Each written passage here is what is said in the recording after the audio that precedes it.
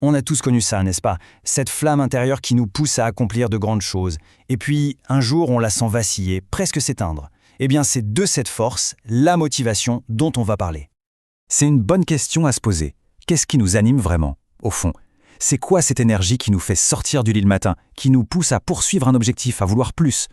C'est vraiment là que tout commence. Allez, on plonge dans le vif du sujet. Le mieux, c'est d'imaginer la motivation comme une petite étincelle.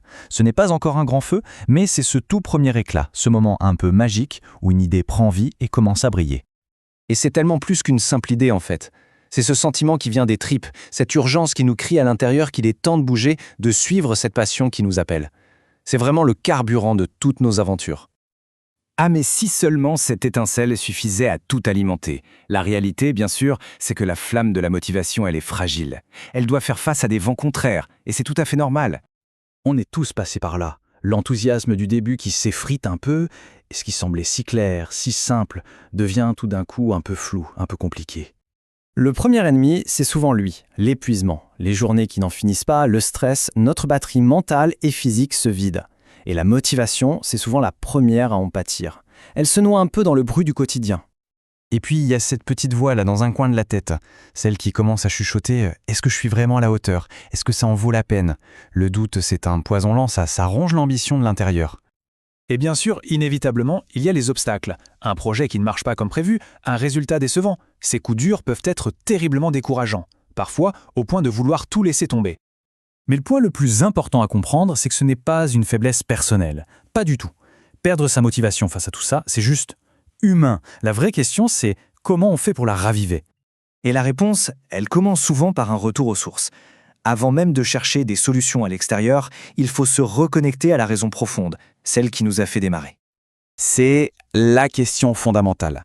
Il faut mettre les doutes et les difficultés de côté juste un instant et se replonger dans ce moment précis où l'étincelle a jailli. C'était quoi l'émotion? C'était quoi le rêve qui nous transportait à ce moment-là? Et voilà, on le tient, ce fameux pourquoi. Ce n'est pas juste de la logique, ce n'est pas un plan de carrière. C'est ce qui nous fait vibrer au plus profond. Et quand on se reconnecte à ça, eh bien les obstacles paraissent tout de suite beaucoup moins hauts. Cette idée, elle change tout. Un échec, ce n'est plus un mur inaffranchissable. Ça devient une marche d'escalier. Une occasion d'apprendre, de s'ajuster, de devenir plus fort. C'est souvent dans l'épreuve qu'on découvre sa propre résilience. Ok, une fois qu'on a retrouvé le pourquoi, il faut s'attaquer au comment. Parce qu'un grand rêve, ça peut être intimidant, ça peut même paralyser. La clé, c'est de le découper en tout petits morceaux, en étapes réalisables. Pour ça, il y a un outil génial qui s'appelle SMART. Ça transforme un objectif un peu vague comme « je veux réussir » en un vrai plan d'action. Chaque lettre nous guide pour y voir plus clair, et la clarté, croyez-moi, c'est le meilleur ami de la motivation. C'est exactement ça. Il ne faut jamais, jamais sous-estimer le pouvoir de la régularité.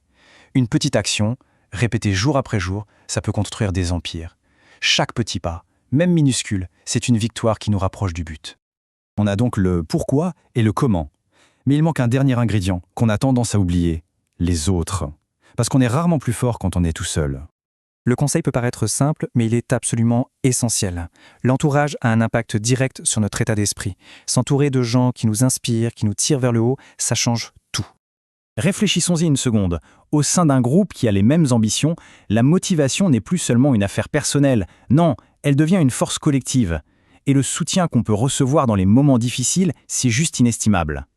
Donc pour résumer, la prochaine fois que cette flamme de motivation commence à faiblir, pas de panique. Il suffit de se rappeler de son pourquoi, de découper son objectif en petites étapes faciles et de chercher du soutien auprès de sa communauté. Et c'est ça le message le plus important au fond. Tous ces outils, ils ne sont là que pour révéler une force qui est déjà présente. La capacité à surmonter les obstacles et à réaliser ses rêves, elle est là, prête à être ravivée.